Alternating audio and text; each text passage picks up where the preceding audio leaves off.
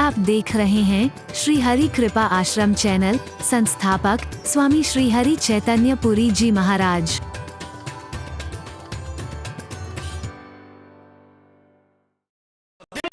प्रियम ब्रूयात, सत्य हो लेकिन प्रिय सत्य हो। ए अंधे, ऐसा क्यों बोल रहा है? मैं तो सच बोलता हूं जी। अंधे को अंधा ही तो कहा मैंने, और कोई गलत थोड़ी कहा। अरे बोल, सत्य तो तू बोल रहा है लेकिन प्रिय सत्य नहीं है। और खाली मीठा मीठा सच ही मत बोलते रह जाना। तीसरी शर्त लगाई है कि हितकारी सत्य हो, जिससे किसी का बुरा हो जाए ऐसा सच भी बेकार है। अरे बोल,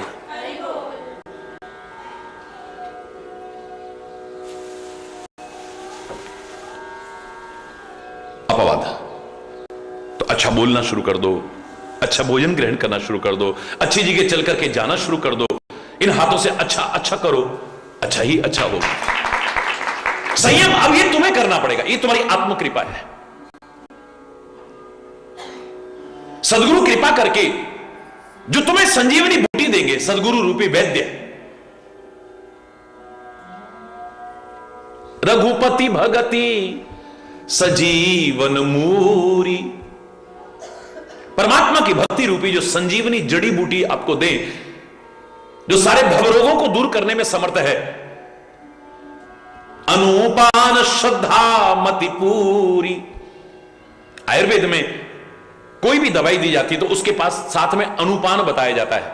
ये दवाई शहद के साथ लेना, ये दवाई दही के साथ लेना, ये दवाई दूध के साथ लेना, ये दवाई इसके साथ लेना, ये दवाई इसके साथ लेना, उसको कहते हैं अनुपान। श्रद्धा से भरी हुई मति के साथ इस दवाई को लो, फिर देखो खाली अच्छे सदगुरु मिल गए, बड़ी परमात्मा की कृपा है, लेकिन मात्र मिलने से तुम्हारे जीवन का उद्धार हो जाएगा, इस भ्रम में मत जीना।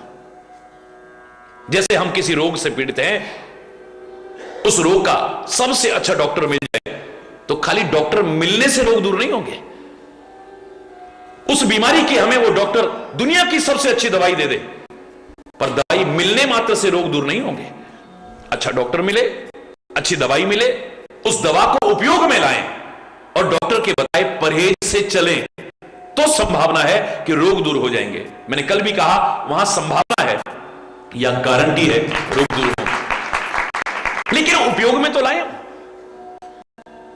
सत्संग का तात्पर्य क्या है? सत्य की खाली चर्चा ना हो, सत्य का खाली श्रवण ना हो, सत्य का संग हो। सत्य हमारे जीवन के आचरण में उतर जाए, हमारे जीवन का अभिन्न अंग बन जाए, हर क्रियाकलाप में उतर जाए, इतना उतर जाए कि हमारे हर क्रियाकलाप के साथ में सत्य शब्द जुड़ जाए। हम खाली फिर पुरुष न रहें, सतपुरुष बन जाएं। हम खाली संगति न करें, फिर सत्य संगति करना शुरू कर दें। हम खाली वचन न बोलें, सदवचन बोलना शुरू कर दें। हमारे अंदर खाली भावनाएं ना आए, सद्भावनाएं आनी शुरू हो जाएं। हम कर्म ना करें मात्र, फिर सत्कर्म करना शुरू कर दें। विचार ना हो, सदविचार आने शुरू हो जाएं। मैं दावे से कह रहा हूं, जीवन धन्य धन्य हो जाए, उतर जाए, हर क्रियाकलाप में उतर जाए। झलकना चाहिए हमारी बोली से, हमारे देखने से, हमारे चलने से, हमारे व्यवहार से, हमारे खान पान से, हमारे आचरण से पता लगना चाहिए कि हम सत्य के अनुयायी हैं, हम धर्म के अनुयायी हैं, हम किसी सदगुरु के शिष्य हैं, परमात्मा के भक्त हैं। हम कोई ना कहे वैसे तो बड़े भगत बनते हैं और ऐसे देखो, ऐसे तो बड़े गुरु महाराज के सेवक बनते हैं और ऐसे देखो, ऐसे तो बड़े धर्मात्मा बनते हैं और ऐसे देखो। हरि बोल। दुष्टों की बात नहीं कर रहा, ईर्ष्यालुओं की बात नहीं कर रहा, जलने वालों की बात नहीं कर रहा, लेकिन सत्पुरुषों की निगाह में तुम्हारे प्रति ऐसे शब्द का आना समझ लेना कि धिक्कारना है। हमारी आत्मा हमें धिक्कारे ना कभी, कोई सच्चा महात्मा धिक्कारे ना कभी हमें, और परमात्मा भी कभी धिक्कारे नहीं। इसको क्यों भेजा होगा दुनिया में मैंने, इसे क्यों मैंने शिष्य बनाया होगा? ये मेरे भक्त है। ये भस्मासुर, मांग लो क्या वरदान मांगना चाहते हो। कितना ओम नमः शिवाय का जाप किया है उसने, कितनी कठोर तपस्या की है। कौन करेगा इतनी कठोर तपस्या? भगवान भी प्रकट हो गए सामने और कहते हैं जो वरदान मांगना है मांग लो। लेकिन जब शब्द सुने होंगे, उसकी सोच सुनी होगी, कितना पश्चाताप हुआ, ये मेरा शिष्य है, ये मेरा भक्त है, जिसके सिर पर हाथ रखूं वो जल के खाक हो जाए, है? जो किसी का बुरा करता है उसका बुरा तो अवश्य होने वाला है।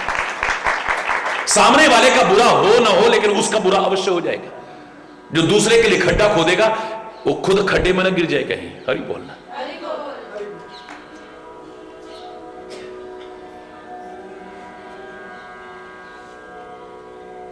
और इतनी मति खराब हो गई, इन्होंने ठीक से सही वरदान दिया भी है नहीं, चलो पहले इन्हीं के सिर पे हाथ रख के आजमा लेता हूं। हरि बोलना, हरि बोलना। पहले इनके सिर पर ही हाथ रख करके जलवत, जिससे शक्ति पाई, जिससे सामर्थ्य पाई, उसी पर आजमा रहा है। सच बताना, क्या भगवान भोले शंकर के मन में नहीं आया होगा कि इसको मैंने वरदान क्यों दिया होगा, इसको शक्ति क्यों दी होगी मैंने, इसको सामर्थ्य क्यों दी होगी मैंने? क्या पछतावा नहीं हुआ देने के बाद में? क्या पश्चाताप नहीं हुआ होगा? पश्चाताप न होता भगवान को क्यों पुकारते? आगे आगे भोले बाबा भाग रहे, पीछे पीछे वो भाग रहा है। भगवान को आखिर अद्भुत रूप धारण करना पड़ा, और आखिर में नृत्य सिखाते सिखाते सिखाते सिखाते उसी के सिर पर हाथ रखवाया और भस्मासुर स्वयं जल करके खाक हो गया।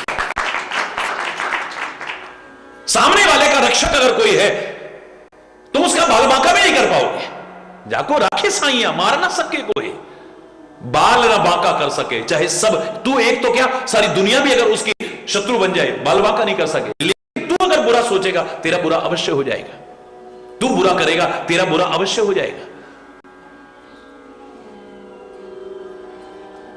एक व्यक्ति ने प्रश्न किया,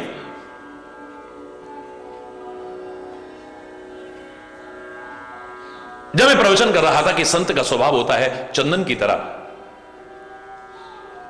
कि उसके टुकड़े टुकड़े भी कर दो फिर भी खुशबू देता है, उसे जला के खाक कर दो लेकिन फिर भी खुशबू देता है, उसे प्यार से सूंघो तब भी खुशबू, गुस्से में सूंघो तब भी खुशबू, उसका वो दिव्य गुण है, वो अवश्य देगा।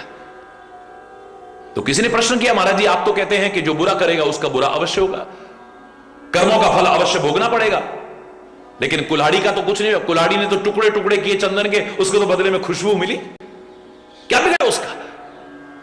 मैंने कहा बेटे खुशबू कब तक मिलेगी? बोले जब भी काटेगा। मैंने कहा कब तक काटेगा? बोले हमेशा काटेगा। नहीं, काटते काटते काटते कुल्हाड़ी का नुकीलापन खत्म हो जाता है, और जब उस कुल्हाड़ी का नुकीलापन खत्म होता है तब उसे लोहार की भट्टी में डाल दिया जाता है, बुरी तरह से तपाया जाता है, आग बना दिया जाता है, और इतने पर भी सब्र नहीं आता, बाहर निकाल करके घन और हथौड़े की चोटें मारी जाती हैं। कर्मों का फल तो अवश्य भोगना पड़ेगा। फिर उस पर चंदन का लेप नहीं किया जाएगा। ये चंदन की विशेषता है कि अपना बुरा करने वाले का भी भला चाहे। कबीरा खड़ा बाजार में सबकी मांगे खैर, ना काहू सो दोस्ती ना काहू सो बैर, वो सबका भला चाह रहा है, ये संत की विशेषता है। लेकिन तुम्हें तुम्हारे कर्मों का फल नहीं मिलेगा, इस भ्रम में मत जीना। कितना पश्चाताप हुआ होगा, इसको मैंने शक्ति क्यों दी होगी? रावण को भगवान शिव और ब्रह्मा जी मिलकर के वरदान देते हैं, मांग लो क्या वरदान मांगना चाहते हो। कितनी तपस्या की है कठोर, कितना ओम नमः शिवाय का जाप किया है, कितनी उसकी भक्ति है भगवान शिव के प्रति। जो मांगना चाहो मांग लो। बोले मैं मरूं नहीं, बोले ये नहीं हो सकता। तो ठीक है, फिर बंदर और मनुष्य के अलावा किसी के हाथ से न मरूं मैं, ठीक है। फर्क इतना है कि भगवान को मानव का रूप धारण करना पड़ा, देवताओं को वानर का रूप धारण करना पड़ा।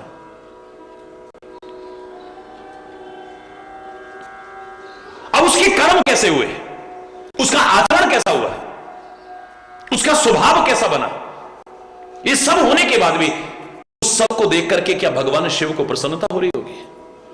बोलो ना। लग रहा होगा इसको क्यों शक्ति दी है मैंने, क्यों इसको मैंने सामर्थ्य दी है। जब इष्ट के मन में ऐसा आ जाए, सदगुरु के मन में ऐसा आ जाए, अपनी औलाद को पैदा करके मां बाप के मन में आ जाए, ऐसा क्यों पैदा हुआ होगा हमारे घर में? ये राक्षस पैदा हो गया, ये तो कंस पैदा, ये रावण पैदा हो गया हमारे घर में, तो मैं कहूंगा धिक्कार है ऐसा। पछतावा होता है।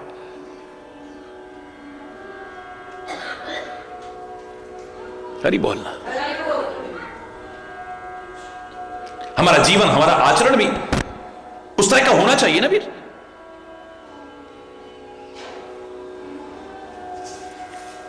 रघुपति भगति सजीवन मूरी, अनुपान श्रद्धा मति पूरी। इस दवाई को लेना, सदगुरु ने जो कृपा करके तुम्हें रघुपति भक्ति, परमात्मा की भक्ति कृपा करके दी है, संजीवनी जड़ी दी है, श्रद्धा से भरी हुई मति के साथ लेना, रोग अवश्य ही दूर हो जाएगा। यही विधि, भले ही सो रोग नसाई, इस तरह से चाहे रोग चले जाएं, ना ही तो जतन कोटि नहीं जाए, वरना करोड़ों यत्न करते रहो, करोड़ों करोड़ों यत्न करते रहो, कुछ नहीं मिलने वाला है। लाख प्रयास करके भी ये रोग हमारे दूर नहीं होंगे, हमारे विकार दूर नहीं होंगे, हमारी विकृतियां दूर नहीं होंगी, हमारी बुराइयां दूर नहीं होंगी, हमारी बुरी मति सुमति में परिवर्तित नहीं होगी। है सब कुछ अंदर, कुमति सुमति कुमति सबके उर रहे, नाथ पुराण निगम अस कहीं। लेकिन हम कुमति का निवारण करके सुमति को जागृत नहीं कर पाएंगे, न सुख पा सकेंगे, न शांति प्राप्त कर पाएंगे, न विकारों को, विकृतियों को दूर कर पाएंगे, न दोषों को दूर कर पाएंगे, न गलतियों को दूर कर पाएंगे। परमात्मा का मिलने का तो सवाल ही नहीं हो सकता है। परमात्मा के करीब फटकने लायक भी नहीं होंगे, जबकि वो सृष्टि के कण कण में है। इसे हम जानते हैं, तभी तो रोज आरती में बोलते हैं, तुम हो एक अगोचर सबके प्राणपति, किस विधि मिलऊं दया में तुमको मैं कुमति। जब तक मेरी कुमति है, मैं तेरे से नहीं मिल सकता हूं। दुष्टों के साथ जाकर के बैठाऊंगा, निंदा चुगली करने वालों के पास जाकर के बैठूंगा, नशेबाजों के साथ जाकर के बैठूंगा, गंदे लोगों के साथ जाकर बैठूंगा, गंदी सोच वालों के साथ जाकर बैठूंगा, लेकिन तेरे करीब नहीं आ पाऊंगा। मैं संतों के करीब नहीं आ पाऊंगा, सदगुरु के करीब नहीं आ पाऊंगा, सत्संग के करीब नहीं आ पाऊंगा, धर्म के करीब नहीं आ पाऊंगा, आ ही नहीं सकता हूं मैं। जब तक मेरी कुमति है, किसी भी दिन मिलूं दया में। हरि बोल। परमात्मा ने स्वयं कहा है, निर्मल मन जन सो मोहि पावा, मोहि कपट छल छिद्र न। निर्मल मन जब तक नहीं होगा, ना तो तुम सुख पा सकते हो, ना तुम चैन पा सकते हो, ना तुम सुकून पा सकते हो। भगवान को पाने का तो सवाल ही नहीं होता है। मैंने कहा था, जब तक ये गंदगी है, जब तक विकार है, सुख चैन सुकून मिल ही नहीं सकता है। हमारा मन बड़ा बेचैन रहता है।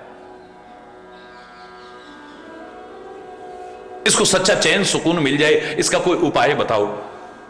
अगर कोई पूछे तो एक उपाय मैं यही कहूंगा, मेरी आंख में जब तक गंदगी है, मेरी आंख को चैन नहीं मिलता, जब तक आंख से वो गंदगी दूर नहीं होती। बोलो। और अगर मैं लापरवाह हो गया, उस गंदगी की परवाह मैंने न की, तो धीरे धीरे इंफेक्शन हो जाएगा आंख, फिर और ज्यादा बेचैनी होगी। मेरी आंख में गंदगी आ जाए, जब तक आंख से दूर नहीं होती मेरी आंख को चैन, मेरे कान में गंदगी आ जाए, जब तक मेरे कान से दूर नहीं होती मेरे कान को चैन, बोलो ना, नहीं मिलता। मेरे नाक में गंदगी आ गई है, जब तक मेरी नाक से दूर नहीं होती मेरी नाक को चैन।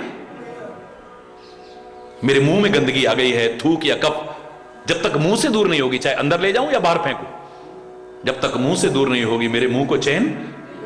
मेरे शरीर में गंदगी इकट्ठी होकर के आ गई है, जब तक शरीर से दूर नहीं होगी मेरे शरीर को चैन, बोलो, नहीं मिलेगा। मेरे खून में गंदगी आ गई है, दिखती नहीं है, बहुत सी गंदगी ऐसी है दिखती नहीं है, लेकिन धीरे धीरे वो दाद के रूप में, एक्जिमा के रूप में, खुजली के रूप में, फोड़े फंसी के रूप में बाहर आनी शुरू हो जाएगी। चैन मिलेगा? बोलो ना, बेचैन होऊंगा मैं। मेरे किसी भी अंग में गंदगी आ जाए, जब तक उस अंग से दूर नहीं होती मेरे अंग को चैन। मेरे शरीर में गंदगी आ गई है, जब तक शरीर से दूर नहीं होगी मेरे शरीर को चैन। ऐसे ही जब तक मेरे मन की आई हुई गंदगी दूर नहीं होगी मेरे मन को भी चैन मिलने वाला नहीं। मन में आई गंदगी भी जब तक दूर नहीं होगी मेरे मन को चैन नहीं मिलेगा, मेरे मन को सुकून नहीं मिलेगा, मेरे मन को शांति नहीं मिलेगी। परमात्मा का मिलना तो बहुत दूर की बात है। हरि बोलना। क्योंकि भगवान ने स्वयं कह दिया, निर्मल मन जन सोमय। गंदगी है तब तक नहीं मिल सकता।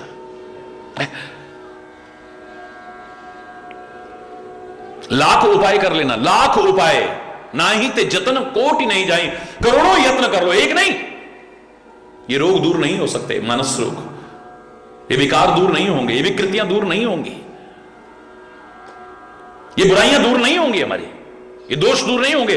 तरीका एक ही है इसका, अगर इन्हें दूर करना चाहो, परमात्मा की कृपा से सदगुरु मिले, सदगुरु के वचनों पर विश्वास हो, उन्होंने जो भक्ति का मार्ग हमें दिया है, पूरी श्रद्धा, पूरे प्रेम और पूरे विश्वास के साथ उस पर चलते रहें। विषयों की आस छोड़ करके आशा एक राम जी से, दूजी आशा हरि बोलना, एक भरोसो, एक बल, एक आस विश्वास, पूरी दृढ़ता से चल, बच जाएगा। कैसे पता लगे, कैसे पता लगे कि हमारे जो मानस रोग थे ये दूर हुए हैं या नहीं हुए हैं?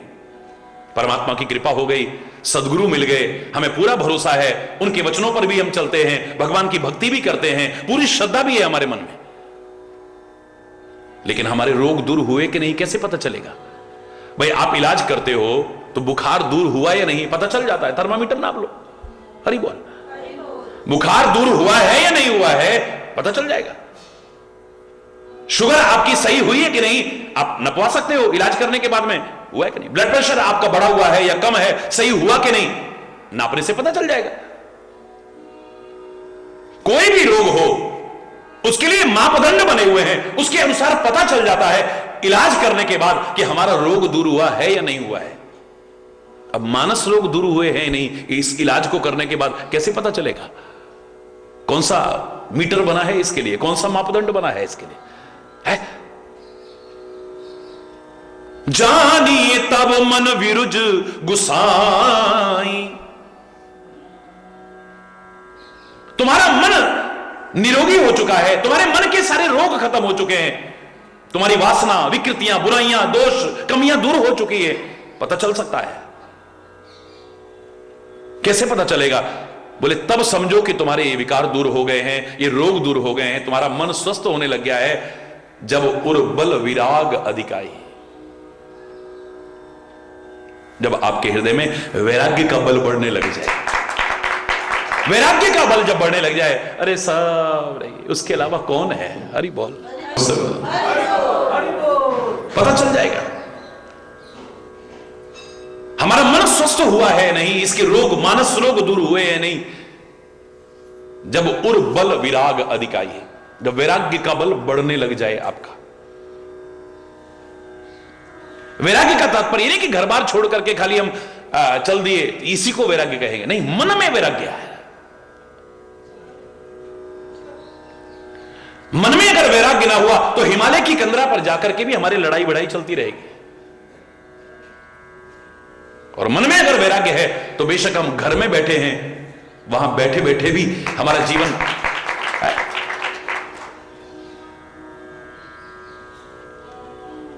पूरे भारत की जब मैंने पैदल यात्रा की, मैंने स्वयं अपनी आंखों से संत वेशधारी दो बाबाओं को हिमालय के ऊंचे इलाके पर लड़ते देखा।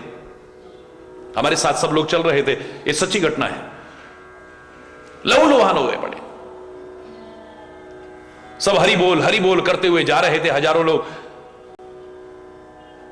और इतने दुर्गम स्थान पर रहने वाले दो संत वेशधारी आपस में लड़ रहे थे, खून खराबा। हमें देखते ही वो अलग हुए, प्रणाम किया, मेरे से रहा नहीं गया, मैंने पूछा कि आप आपस में क्यों लड़ रहे? नहीं महाराज जी, नहीं महाराज जी, कोई तो बात होगी, क्यों लड़ रहे हो आप?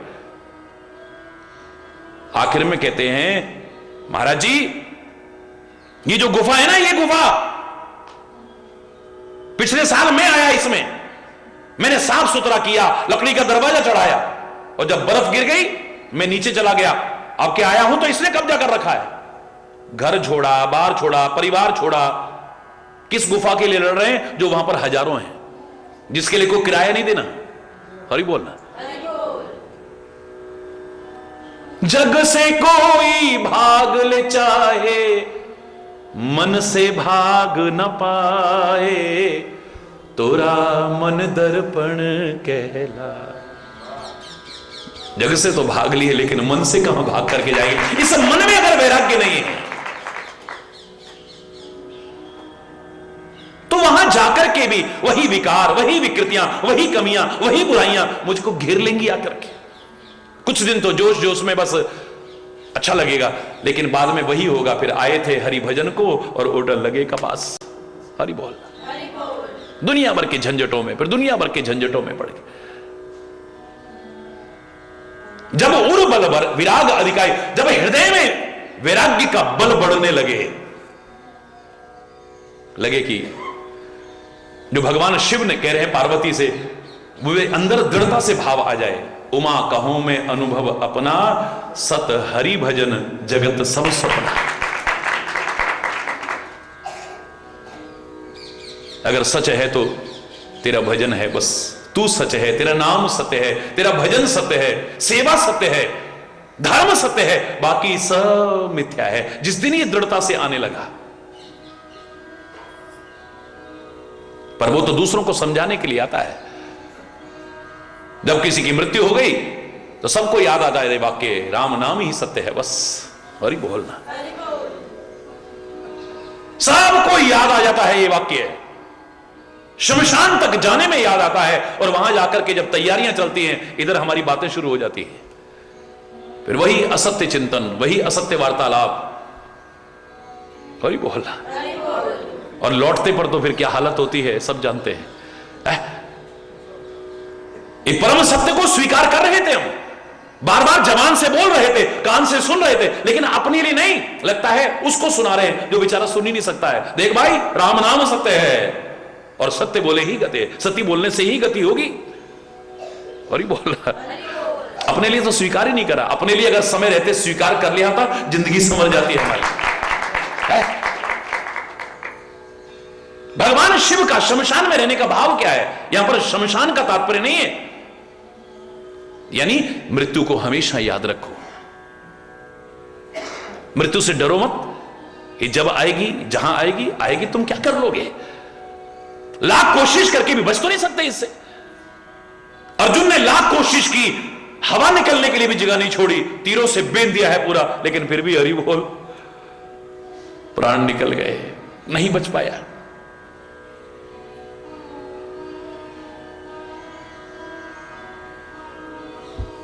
इससे डर करके काम नहीं चलने वाला है। कहां जाओगे डर के? इसे डरने की आवश्यकता नहीं है, इसे याद रखो। और मैं तो कहता हूं भगवान से भी डरने की आवश्यकता नहीं है, भगवान को भी याद रखो। दो बातन को याद रख, जो चाहे कल्याण नारायण एक मौत को, दूजे श्री भगवान। ये दो बात याद है तो आबाद है, नहीं तो बर्बाद है। परमात्मा से प्यार करो, डरने की आवश्यकता नहीं है। क्या महाराज जी दुनिया कहती है भगवान से तो डरो, आप कह रहे हो भगवान से भी डरने की आवश्यकता नहीं है। सच है, दुनिया जब कहती है भगवान से तो डरो, किससे कहती है? जब कोई गलत काम करता है, कोई दान पुण्य कर रहा है, उससे कहेंगे अबे भगवान से डरो, ये क्या कर रहे हो? कोई मां बाप की, गुरुजनों की सेवा करे, उससे क्या कहेंगे? अबे भगवान से तो डरो, ये क्या कर रहे हो? कोई रामायण का पाठ कर रहा है, उससे क्या कहेंगे? भगवान से तो डरो, ये कहेंगे। कोई जाप कर रहा है, उससे क्या कहेंगे? भगवान से डरो, ये क्या कर रहे हो? कोई तीर्थ यात्रा कर रहा है, अब जैसे आप लोग कितने सौभाग्यशाली हो, यात्रा कर रहे हो, तो आपसे क्या कहेंगे? अबे भगवान से डरो, ये क्या कर रहे हो? बल्कि हम कहेंगे कितने सौभाग्यशाली हो तुम, कितने सौभाग्यशाली हो। है? भगवान से डरो, ये कब कहा जाता है? जब कोई गलत कार्य करता है, अबे वो भगवान से डरो, ये क्या कर रहे हो?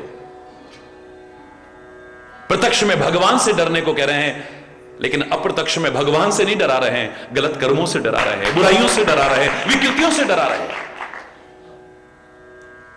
डरना है तो किसी का बुरा करने से डरो, डरना है तो किसी की बुराई करने से डरो, डरना है तो बुराई के मार्ग पर पैर रखने से डरो, वरना किसी से डरने की आवश्यकता नहीं है। ये क्षेत्र ही ऐसा है, यहां घुसते ही जो दैवीय संपदाएं हमारे अंदर विकसित होती हैं, उनमें सबसे पहली अभयम यानी भय समाप्त होता है। इस क्षेत्र में आकर के भी अगर डर है तो समझ लो मामला गड़बड़ है, तुम्हें भरोसा ही नहीं अभी किसी पर।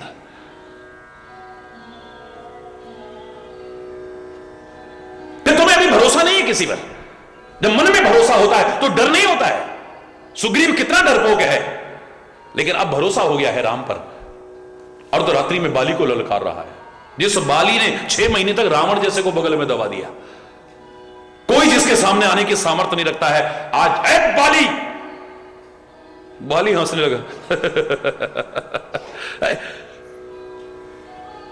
ये तो बड़ा डरा फिरता था।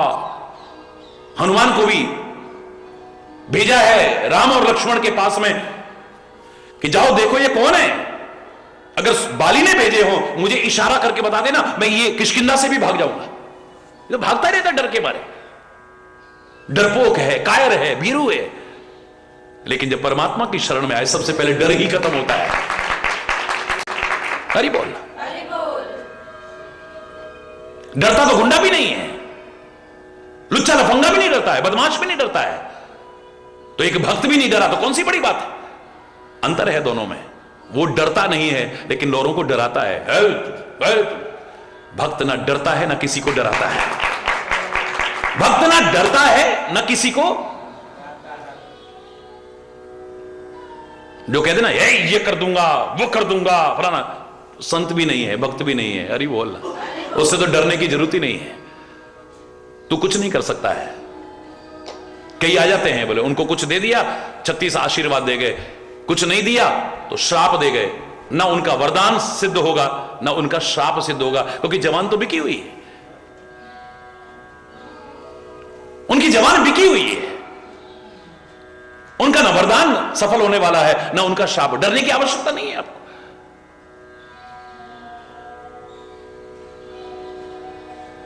सच्चा भक्त किसी का बुरा कर ही नहीं सकता है। सच्चा संत किसी का बुरा करने वाले का, बुरा चाहने वाले का भी भला चाहे, वही संत हो सकता है।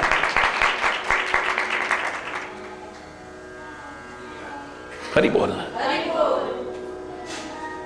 तो ना मृत्यु से डरने की आवश्यकता है ना परमात्मा से डरने। उससे प्यार करो, उन्हें याद रखो। हमें याद नहीं रहती है। औरों को समझाने के लिए कह देंगे अबे साथ ले जाएगा क्या, सब एक दिन यहीं छूट जाएगा, बड़ा ज्ञान है हमें। पर उपदेश कुशल बहु तेरे। औरों को सिखाने के लिए बड़ा ज्ञान है। अपनी बार भूल जाते हैं, अपनी बार लगता है हम साथ ही ले जाएंगे। हरि बोलना, जोर से बोल रहा है।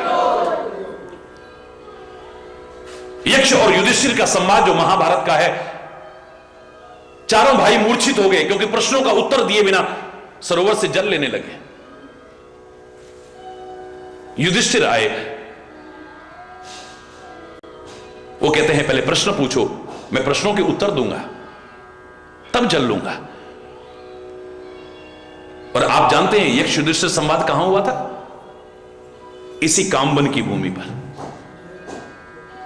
अभी भी चिन्ह मौजूद हैं, यहां से थोड़ी दूर पर ही है जहां पर यह संवाद हुआ है यक्ष और युधिष्ठिर का, महाभारत का वो दिव्य प्रसंग। तो 5 प्रश्न पूछे थे, 5। उन 5 प्रश्नों में सबसे पहला प्रश्न क्या था? संसार का महानतम आश्चर्य क्या है हे युधिष्ठिर? क्या है संसार का सबसे महानतम आश्चर्य? युधिष्ठिर ने जो उत्तर दिया था, उसने कहा कि हम अपनी आंखों से अपने भाई बांधवों को, अपने परिवार के लोगों को, अपने इष्ट मित्रों को, दुनिया के लोगों को जाते देख रहे हैं, पर हमें अपनी मृत्यु का एहसास नहीं।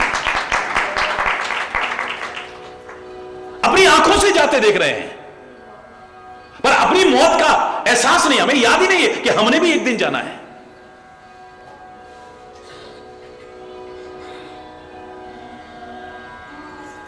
पशु की तरह प्रवृत्ति है ये, पशु की तरह। एक संत ने देखा, एक बूचड़ खाने के पास से निकल रहे थे जहां कसाई निर्दयी होकर के बेजुबान, बेजान नहीं, बेजुबान पशुओं का वध किए जा रहा था, गर्दन काटे जा रहा था। बड़ा तरस भी आया, दिल भी रोया, आंखें भी छलक पड़ी, लेकिन एक शिक्षा भी मिल गई। क्या देखते हैं कि लाइन लगी है पशुओं की, अगले पशु को काट रहा है, फिर पीछे का नंबर आ रहा है, फिर पीछे का नंबर आ रहा है, फिर पीछे का नंबर आ रहा है। अगले वाले को कटते देख रहा है पशु, लेकिन पिछले वाला आराम से घास खा रहा है, उसे पता ही नहीं कि मेरा नंबर आने वाला है। हरि बोल। किसी कवि ने कितना सुंदर कहा था, माली आवत देख के कलियन करी पुकार, फूले फूले चुन लिए काल हमारी बार। कितना सुंदर भाव है, एक कली की मुख से कहला रहा है। माली जब आया, हाथ में टोकरी लेकर के आया और फूल चुनने लगा है, फूले फूले सब चुन लिए। बोले इतराओ मत, मन में कहती है वो कली, कल हम भी खिलेंगे और हमारा भी नंबर लगने वाला है। एक कली को अपनी मृत्यु का एहसास है, कल जाने का एहसास है। और जो इतनी इतनी बातें करते हैं, क्षण भंगुर जीवन की कलिका, कल प्रातः को जाने खिली ना खिली, मलयागिरी की शुचि शीतल मंद, सुगंध समीर चली न चली, कलिकाल कुठार लिए फिरता, तन नम्र है चोट झली न झली, भजले हरि नाम हरि रसना, फिर अंत समय को हिली न हिली।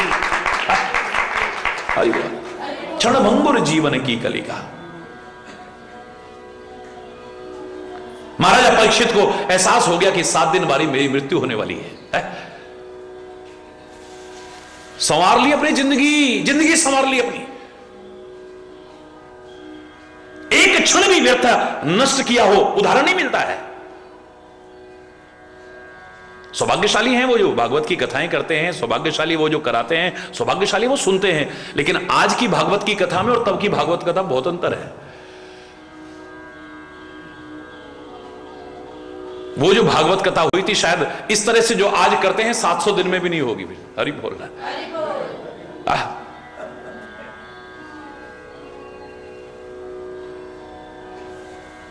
बीच में भजन गा लिए, नाच लिए, कूद लिए, फिर दान लिखवाते रहे, फिर ये करते रहे। हरि बोलना, जोर से बोलो। मैं क्षमा चाहते हुए को, लेकिन कहूंगा जरूर,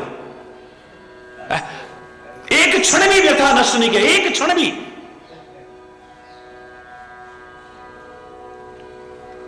सात दिन में तो जिंदगी संवार ली है। उसको पता है 7 दिन बाद मेरी मृत्यु होने वाली है। हमें नहीं पता, हमारी भी 7 दिन में ही होने वाली है।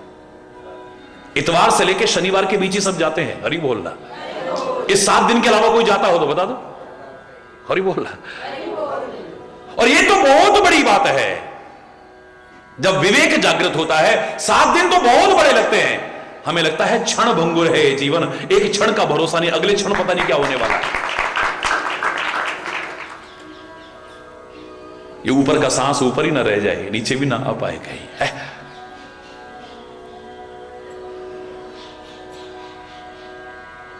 श्वास श्वास प्रति नाम भज, वृथा श्वास मत खोए, ना जाने इस श्वास का फिर आवन होए ना होए। लेकिन उसको व्यक्ति को मृत्यु का एहसास नहीं है। ज्यादा नहीं कह रहा हूं, इतना अपने हम में पर्याप्त है कि मृत्यु से डरो मत, लेकिन मृत्यु को और परमात्मा को याद रखोगे, कभी गलत नहीं होगा हमसे। गलत हो ही नहीं सकता है। हम भूल जाते हैं मृत्यु को, तभी हमसे गलत होता है। औरों से कहेंगे अबे साथ नहीं ले जाएगा, ये क्यों कर रहा है तू गलत। हम वही सब करेंगे, लगता है हम सब साथ ले जाएंगे। हमें अपनी मृत्यु का एहसास होता तो फिर हरि बोलना, फिर हमसे भी गलत ना होता। सतर्क हो जाते, पता नहीं कितनी जिंदगी है, इसको संवारने की कोशिश करें। मजा तब है जब जन्म के समय जो दृश्य था, जब ये शरीर जाए तो दृश्य पलट जाए। ये जीवन हमारा सार्थक हो जाएगा, निरर्थक नहीं जाएगा। फिर क्या दृश्य था जब हम पैदा हुए थे, सब हंस रहे थे, एक हम रो रहे थे, क्वां क्वां क्वां। हरि बोलना। सब हंस रहे थे, खुशियां मना रहे थे, लड्डू बांट रहे थे, बधाइयां गा रहे थे, नाच रहे थे, कूद रहे थे, एक हम रो रहे थे। बस हमारा जीवन कितना सार्थक है यहीं से पता चल जाएगा कि जब हमारे ये जीवन जाने लगे उस समय दृश्य पलट जाए। जब हम आए थे हम रो रहे थे, सारी दुनिया हंस रही थी, लेकिन जब हम जाएं सारी दुनिया रो रही और हम हंसते हंसते जाए, तब मजा आया। हरि चैतन्य पैदा हुए जग में जब, रो रहे थे तुम ही बाकी खुश थे सभी, ऐसा कर जाए हंसता वो रोते सभी, वो ही जिंदा जो ऐसा कुछ कर जाता है, एक मरता तो नामो निशान भी नहीं, एक मर के अमर हो जाता है, एक मर के भी जिंदा रहता है, एक जिंदा भी मर जाता है। जीवित भी मृतक तुल्य है एक व्यक्ति, और एक को दुनिया कह रही होगी ये मर गया, लेकिन वो मर करके भी नहीं मरा, अमर हो गया है। संतता के मार्ग पर चले, नहीं मर सकता है। पापी मरे संत सब जीवे, जितने भी संतों की परंपरा चली आई है, किसी के साथ जोड़ो फलाना संत मर गया, कह सकते हो कभी? नहीं, मरना शब्द लग ही नहीं सकता है। कबीरदास से किसी ने कहा तू इतना विरोध करता है, मूर्ति पूजक को देख के कह देता है पाहन पूजे हरि मिले तो मैं पूछू पहाड़, नमाज पढ़ने वाले को कह देता है कि कांकर पाथर जोड़ के मस्जिद लई चिनाए, ताचड़ मुल्ला बांग दे क्या बहरा हुआ खुदाए, माला रटने वाले को भी नहीं छोड़ता है, माला फेरत जुग गया, गया ना मन का फेर, कर का मन का डार के अब मन का फेर, जिसको देखता है कोई ना कोई कमी, जिसको देखता है कोई ना कोई कमी। ये दुनिया विरोधी हो जाएगी, तेरे को मार सकते हैं लोग। हरिपाल, इतिहास को उठा के देखो, बड़े बड़े महापुरुषों के साथ इस समाज ने क्या किया है, जब उन्होंने कुछ नव विचार देने की कोशिश की है, क्रांतिकारी विचार देने की कोशिश की है। मालूम है कबीर ने क्या उत्तर दिया था? बताओ। ऐसा प्रश्न करने पर कि अगर तेरे को कोई मार देगा तो क्या होगा, कबीर कहता है राम मरे तो मैं मरूं, मेरी मरे बलाए, सतपुरुषों का बाल का मरा न मारा जाए। राम मरे तो मैं मरूं, जिस दिन वो मरेगा उस दिन में, और वो कभी मरने वाला नहीं है। आज तुम राधे कृष्ण रटते हुए हैं यहां जाते, अगर तुम्हारे मन में आ जाता कि भगवान कृष्ण के चरणों में तो तीर लगा था, उन्होंने इस देह का परित्याग किया था, मेरा परमात्मा कभी जा ही नहीं सकता है, वो हमेशा हमारे साथ है, मृत्यु शब्द आ ही नहीं सकती है वहां, वो काल का भी महाकाल है। वो श्री राम ने तो ऐसा किया, आया है सो जाएगा, आया है सो जाएगा, लेकिन इनके साथ में आप मृत्यु शब्द जोड़ सकते हो, गुरु नानक देव के साथ जोड़ सकते हो, गुरु गोविंद सिंह जी महाराज के साथ जोड़ सकते हो, महावीर स्वामी महात्मा बुद्ध के साथ जोड़ सकते हो, विभिन्न आचार्य हुए हैं उनके साथ जोड़ सकते हो, जगत गुरु शंकराचार्य के साथ जोड़ सकते हो, बड़े बड़े संत महापुरुष में ना जो रहता है हरदम, उनका तसव्वुर इबादत नहीं तो फिर और क्या है, तेरे नाम पर जिंदगानी लगा दी, शहादत नहीं तो फिर और क्या है, तेरे नाम पे जिंदगी कुर्बान कर दी है। ये तो शहादत है, और शहीद कभी मरता नहीं, वो तो अमर शहीद कहलाता है। वतन के जो काम आ जाए उसके लिए मरना शब्द कहेंगे, आया है सो जाएगा, आया सब एक दिन चले जाते हैं। भगत सिंह के लिए कह सकते हो, राम प्रसाद बिस्मिल के लिए कह सकते हो, चंद्रशेखर आजाद के लिए कह सकते हो, महात्मा गांधी के लिए कह सकते हो, उन अमर वीर अमर शहीदों के लिए कह सकते हो जिन्होंने अपना सर्वस्व अर्पण कर दिया। वो सुखदेव, वो राजगुरु, और कितने ऐसे हैं जिनका हम नाम भी नहीं जानते हैं। शरीर तो उनको गया, लेकिन हम उन्हें वीर अमर शहीद कहते हैं, अमर कहते हैं, वो कभी मर नहीं सकते। ज्ञान के मार्ग पर चलो तब मृत्यु का भय समाप्त हो जाए। भगवान कृष्ण के वो सद्वाक्य याद आ जाते हैं, मार्गदर्शन याद आए, नैनम छिंदन्ति शस्त्राणि नैनम दहति पावकः। तेरे को शस्त्र नहीं काट सकता है, तेरे को अग्नि नहीं जला सकती है, तेरे को वायु नहीं सुखा सकता है, तेरे को पानी नहीं गला सकता है। तू आत्मा है, तू अजर है, तू अमर है, तू अविनाशी है, घबराने की आवश्यकता नहीं। भक्ति के मार्ग पर चले तो भी मृत्यु का भय नहीं। अरे दुनिया चाहती हो होगी मुक्ति, लेकिन भक्त तो कहता है हमें मुक्ति भी नहीं चाहिए, जन्म जन्म रति राम पद यह वरदान न आना। जो बड़े बड़े ज्ञानी कहते हैं जन्म मृत्यु के चक्र से छूट जाओ, हमें नहीं छूटना, हमें तो बार बार जन्म मिले और परमात्मा का नाम लेते हुए, परमात्मा से प्यार करते हुए। नहीं चाहता है वो बार बार मिले मुझे।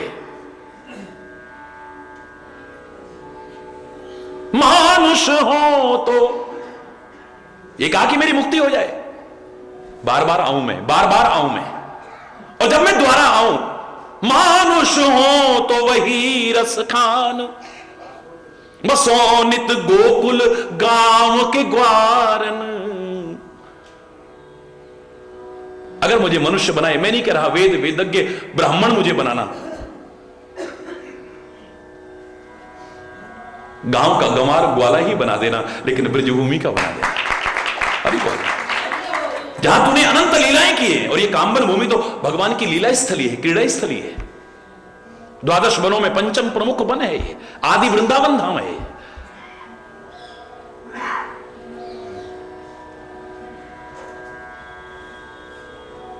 जो पशु हो तो कहा बस मेरो, चरो नित नंद की धेनु मझारन।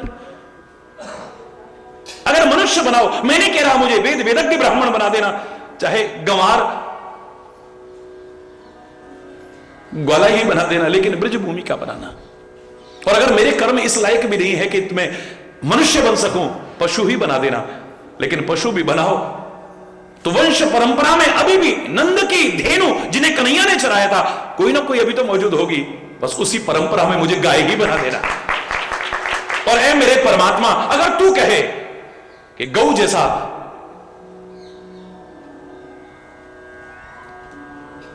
परम पवित्र शरीर भी धारण करने के तेरे कर्म नहीं है, कोई बात नहीं, मुझे पक्षी ही बना देना, पक्षी ही बना देना। जो खग हो तो बसेरो करो, नित कालिंदी कूल कदम्ब की डारन। पक्षी ही बना देना, लेकिन यमुना के किनारे पर विहार करने वाला पक्षी बना देना बस। कदम के वृक्ष पर विहार करने वाला।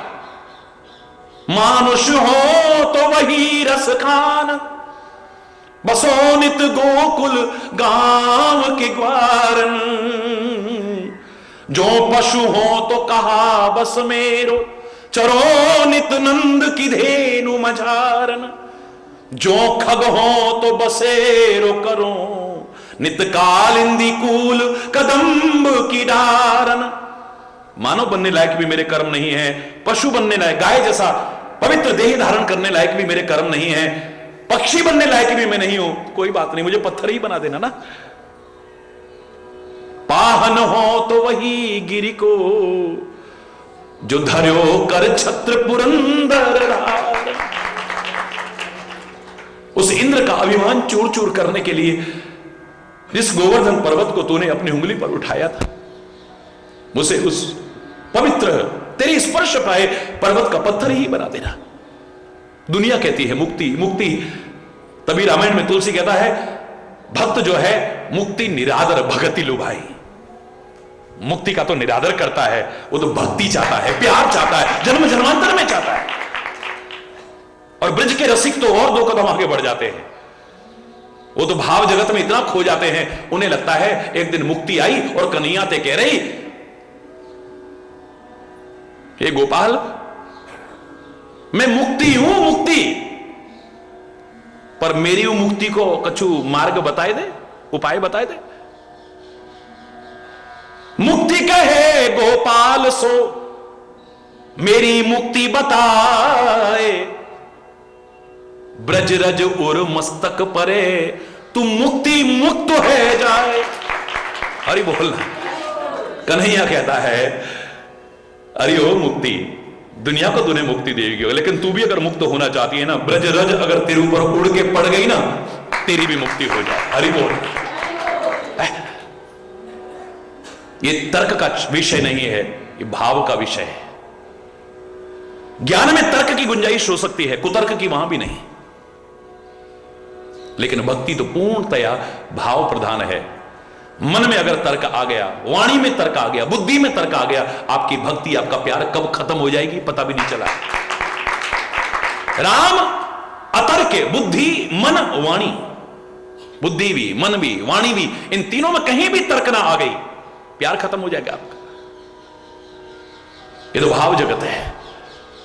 मेरे को याद है, शरीर की बहुत छोटी अवस्था थी, तो नंदगांव से मंदिर के पुजारी आए, लाला हमारी सेवा है और तो आना पड़ेगा। बहुत छोटा सा था, इतवार का दिन था। मैंने कहा चलो छुट्टी भी है भाई, मैं जरूर आऊंगा। और मुझे आज तक याद है, मैं पहुंच गया वहां, प्रातःकाल ही वहां पहुंचा, और पहुंच करके सुबह से लेकर के रात्रि शयन आरती तक का पूरा विधि विधान उन्होंने मेरे सामने किया। मैं साथ में मौजूद था। बचपन की बात बता रहा हूं। जब रात्रि को शयन आरती भी हो गई, बाहर जाने लगे, मैं साथ में था। पर्दा करने से पहले, द्वार बंद करने से पहले मैंने देखा एक कटोरे में मोटे मोटे 4 लड्डू रखे और ठाकुर जी के आगे रख दिए। मेरे से रहा नहीं गया। मैं समझ में ना आई बात कि अब शयन आरती है गई, ठाकुर जी को सुवाई दियो, अब ये सो गए तो लड्डू कौन के काजे धर रहे हो तुम? समझ में आ रहा है? जब ठाकुर जी सो गए तो अब लड्डू किसके लिए रख रहे हो तुम? पुजारी के तेवर बदल गए। है लाला होएगा दुनिया को ठाकुर जी, हमारा तो लाला है। अब रात को भूख लग गई तो कौन पे मांगेगा? मान ले उठ गए और रात को, और भाई भूख लग आई तो कौन पे मांगेगा? ये हमारे, हम तो रात को लड्डू धरते हैं लाला, अगर रात को उठ जाए भूख लग जाए तो अपने आप ले खा लीजिए। अरे बोल, अब क्या तर्क करेगा आदमी? इसमें क्या तर्क करेगा बताइए?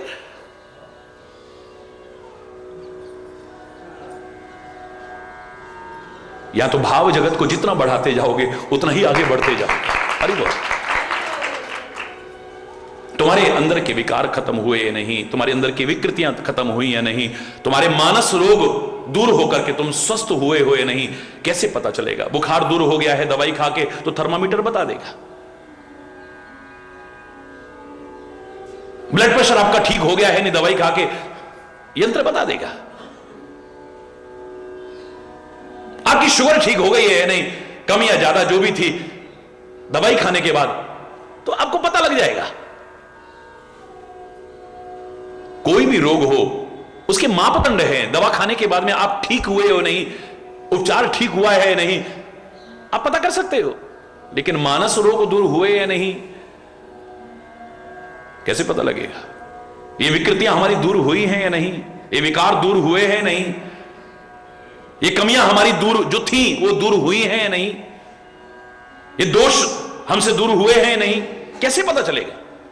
जानी तब मन विरुज गुसाई, इस मन को तब स्वस्थ समझना जब उर्बल विराग अधिकाई, जब हृदय में वैराग्य बहुत बढ़ने लगे, वैराग्य का बल बहुत बढ़ने लगे, तब समझना कि हरि बोलना।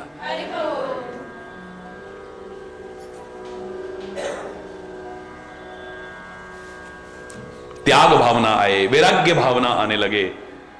एक बार त्याग शब्द की व्याख्या आप में से अधिकांश लोग टीवी पे सुनते हो, मैं तो अचानक ही मिला हूं। आप हरि बोल। सम्मेलन संपूर्ण होने के बाद भी मैं अगर एक दिन रुका तो खाली नहीं बैठ, चर्चा कर रहे हैं।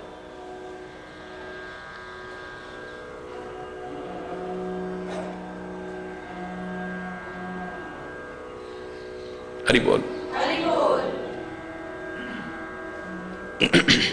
तो त्याग शब्द की व्याख्या कर रहा था मैं, वैराग्य की व्याख्या कर, बहुत दिन हो गए। तो एक बाबा उठ करके कहने लगे, महाराज बातें तो बहुत अच्छी हैं पर हमारे समझ में नहीं आती। आप त्याग की महिमा गा रहे हो, त्याग की महिमा गा रहे हो, अब वो जमाना नहीं है महाराज। ये माइक जो आया है ये त्याग से नहीं आया, पैसे से आया है। हरि बोल। इस हॉल में जो बैठे हैं, बैठ करके हम प्रवचन सुन रहे हैं, तो ये त्याग के बल पर नहीं है, ये पैसे के बल पे। हरि बोल।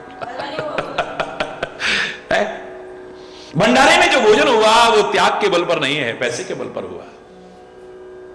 मेरे मुंह से इतने बहुत लंबी लिस्ट गिनाते रहे वो, मैंने आखिर में इतना कहा, मैं क्षमा चाहूंगा आपको प्रणाम करते हुए, आपका सम्मान करते हुए। ये जितना भी आप कह रहे हो ये पैसे की महिमा नहीं, त्याग की महिमा है। क्या बात कर रहे हैं आप? ये माइक तो पैसे से आता है, ये सीमेंट सरिया और ये तो पैसे से आता है, ये भंडारे का सामान तो पैसे से आता है। मैंने कहा नहीं, पैसे से अगर तू ला के दिखा दे मैं तेरा गुलाम बन जाऊंगा। क्या बात कर रहे हैं? अब जितने लोग बैठे थे, हजारों लोग, जब मैंने कहा ये सब जो तुम कह रहे हो पैसे के बल पर होता है, त्याग के बल पर नहीं, मैं कह रहा हूं अगर तुम इसे पैसे के बल पर ला के दिखा दो मैं तुम्हारे चरणों का गुलाम बन जाऊंगा। सारे हैरान, ये क्या कह रहे हो महाराज जी, पैसे के बल पे तो होता है सब। अरे बोलना, जोर से बोलो ना। बस ऐसी ऐसी व्याख्याएं करके ही बाहर रसीद बुक लेके बैठ जाते हैं, दान पात्र लगा के बैठ जाते हैं, लोग आए और डालते जाए। अरे बोल रहा। अरे मैंने कहा भैया मेरे, ये त्याग की महिमा है, पैसे की महिमा नहीं है। कैसे महाराज जी? मैंने कहा तुम दुकानदार के पास जाके पैसा त्यागते हो तब माइक लाते हो। पैसे के बल पर तुम अपने पैसा अपने पास रखो और इसे लाकर दिखा दो। पैसा बोलो क्या करते हो? सीमेंट लाते हो, पैसा त्याग के आते हो। सरिया लाते हो, पैसा त्याग के लाते हो। भोजन का राशन लेकर के आते हो, पैसा त्याग के आते हो। अगर तुम पैसा वहां त्याग करके ना हो, पैसा अपने जेब में रखो, लाख तुम कोशिश करके देखो कुछ नहीं ला पाओगे। अरे त्याग की महिमा को कभी कम नहीं कर सकते हो, वैराग्य की महिमा को कभी कम नहीं कर सकते हो। अरे क्या वजह होगी? एक लंगोटी छाप बाबा के चरणों में चक्रवर्ती सम्राट आकर के झुक रहा है। क्या है इसके पास में? है क्या है इसके पास में? उसके पास महल है, सेना है, साधन है, खजाने, क्या कुछ नहीं है। काहे को इसके पास तो अरे बोल रहा, क्या है इसके पास में? इसके पास जो है वो उसके पास नहीं है। हरि बोल। क्योंकि इसके पास त्याग है, इसके पास वैराग्य है। राजा ने दुनिया को जीता होगा लेकिन इसने अपने मन को जीता है,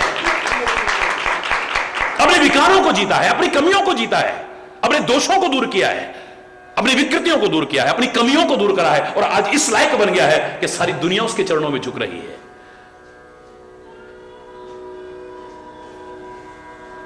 दुनिया की तो क्या, दुनिया का मालिक भी संत के चरणों में आके झुकता है। जितने भी धर्म ग्रंथ हैं सब में आप देखेंगे भगवान अपने मुख से संतों की महिमा गा रहे हैं, भक्तों की महिमा गा रहे हैं।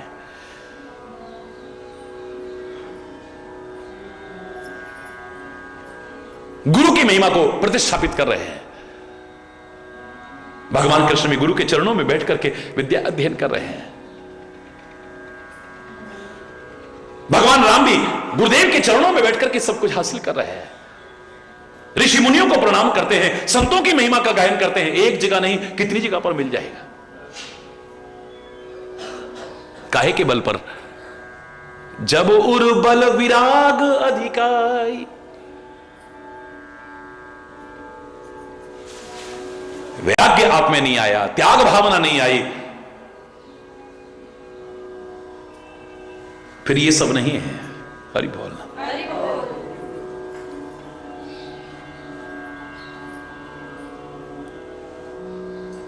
आपके रोग दूर हुए या नहीं, विकृतियां दूर हुई या नहीं, मानस रोग पता चल जाएगा। आप स्वयं खोजो, किसी को खोजने की आवश्यकता नहीं है। मैंने कल भी आपसे कहा, कोई आपके बारे में जो निर्णय देता है वो सही है गलत गारंटी नहीं है। लोग आपको अच्छा समझते हैं तो आप हमेशा अच्छे हो, इस बात की गारंटी नहीं है। लोग आपको बुराई करते हैं तो आप बुरे ही हो, इस बात की भी कोई, क्योंकि अपना अपना स्वार्थ में संबंध है, उसके बल पर ये आपको अच्छा और बुरा कहते हैं। मैंने कल आपसे क्या कहा, गांव में तो और सीमित हो जाती परिभाषा। हम रात को गए, हमारे मेहमान आ गए थे पड़ोसी के पास में, हमने कहा एक कटोरी चीनी दे दे, हमारे पास चीनी खत्म हो गई है, सुबह बाजार खुलेगा ला के दे देंगे। इतने बुरे लोग हैं, एक कटोरी चीनी नहीं दी। एक कटोरी चीनी दे देते तो बहुत अच्छे। और बोलना, देखो हमारी अच्छे और बुरे की परिभाषा कैसी होती है, बोलो ना है? इतने बुरे लोग हैं, हो सकता है उसके घर में भी ना हो, उसने मना कर दिया बेचारे ने, है?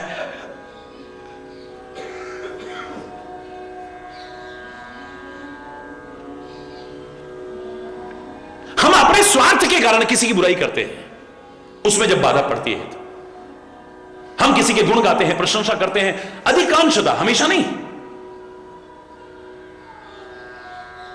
देवता बार बार आकर के रामायण में पढ़ो, भागवत में पढ़ो, देवता बार बार स्तुति कर रहे हैं, बार बार स्तुति कर रहे हैं भगवान की। बोले स्तुति भी कर रहे हैं काहे के कारण? स्वार्थ के कारण।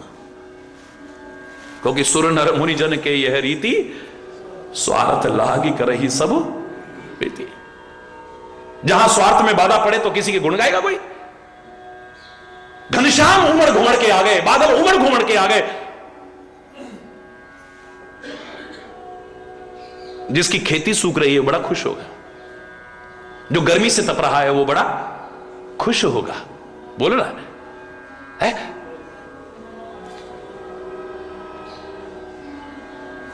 जिसकी फसल पकी खड़ी है, बोलो ना, एक उसे देख के खुश हो रहा है, जय हो जय हो, हरि बोल। बादल एक ही है। एक व्यक्ति इतना प्रसन्न हो रहा है, छोटे छोटे बच्चों को देखो नाचना शुरू, इनका कोई स्वार्थ नहीं है, बच्चों का नाचना शुरू कर देते हैं, बारिश में नहाना शुरू कर देते हैं, मस्ती करना शुरू कर देते हैं।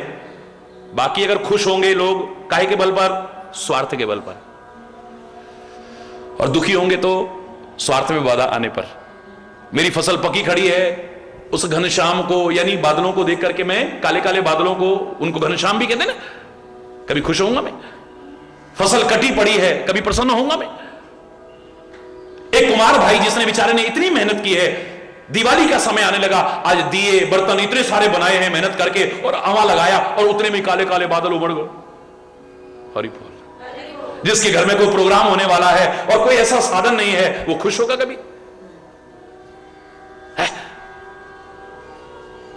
वो घनश्याम जल बरसाएंगे,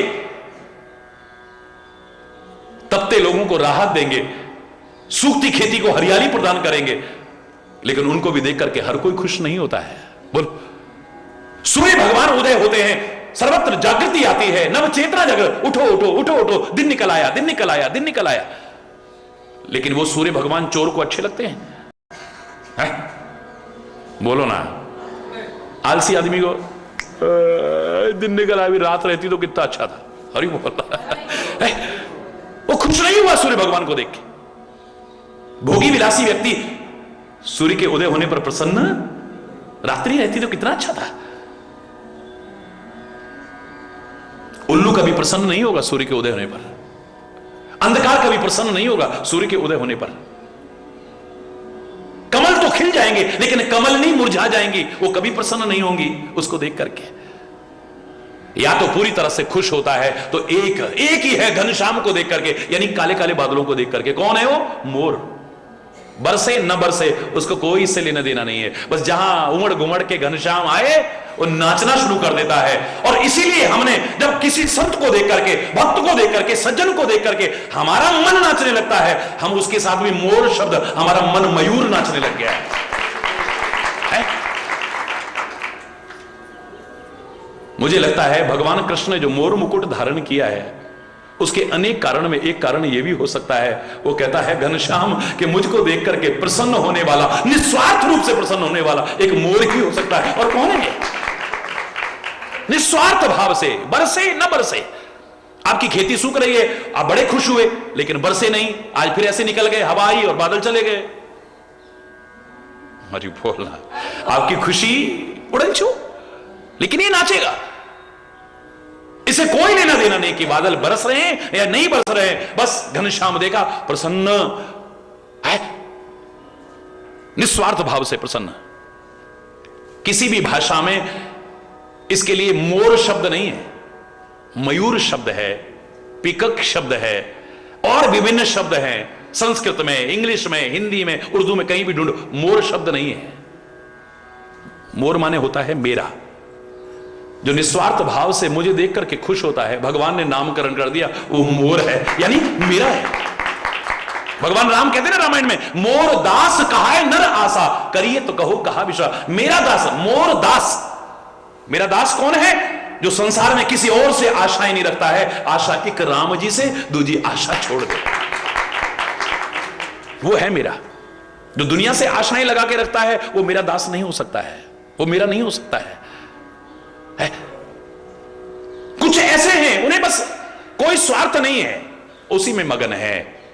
आप देखो, एक फूल ऐसा है जिसका नाम ही जिसको देख करके खुश होता है उसके नाम पर रखा गया। बताओ कौन सा फूल है वो? है? रात भर मुरझाया रहता है, सुबह सूर्य उदय हुआ वो खिल जाता है, खुश होता है। और उसके बाद खाली खुश नहीं होता है, सूर्य जिधर जिधर जाता है उसका मुख भी उधर ही उधर होता रहता है। उसका नाम ही सूरजमुखी हो गया है। एक तो होता है उसको आते देख करके खुश है, चला गया तो मुरझा गया, लेकिन नहीं, तू जिधर जिधर जाएगा उधर उधर है। हरि बोलना। बस खुशी होगी तो तेरे को देख करके या तेरे जो जन है उनको देख करके, बाकी लोगों को देख करके खुशी नहीं होगी। मीरा क्या कहती है? भगत देख राजी हुई, जगत देख रोई, गिरधर गोपाल दूसरो न कोई। हरि बोलना।